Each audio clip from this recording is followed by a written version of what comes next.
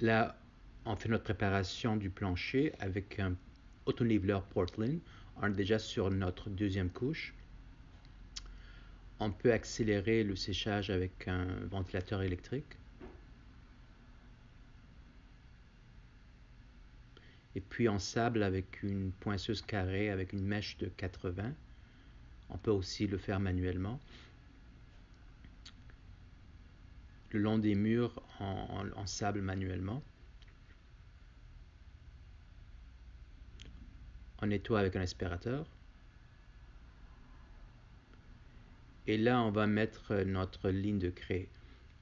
En général, on commence à une tuile le long du mur, mais ici, à cause de l'irrégularité de la chambre, on commence au milieu.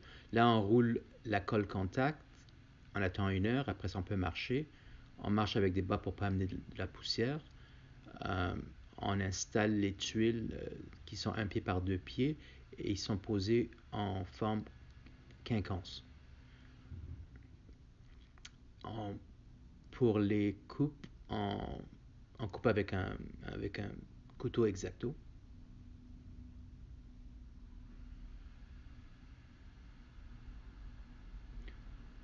On nettoie n'importe quelle tâche avec un chiffon mouillé. On roule les joints avec un rouleau de 100 livres.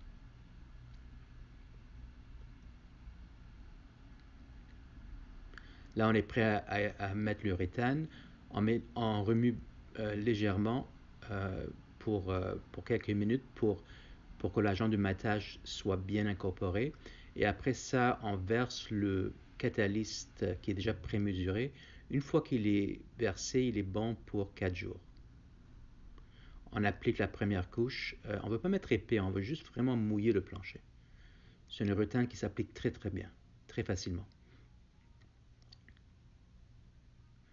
On accélère avec un ventilateur électrique. Là, on remplit les joints avec un genre de colle à bois, la même couleur que le liège. On essuie. Et après, on passe l'aspirateur encore une deuxième fois. On met la deuxième couche et après ça, on attend 2-3 heures et on met la troisième couche. En général, on change de direction, mais à cause de l'irrégularité de la chambre, on va dans la même direction, mais toujours dans le même sens que le grain du bois.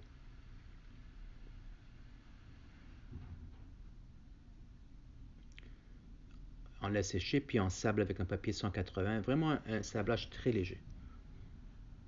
On aspire encore. Et là, on est prêt pour mettre la dernière couche.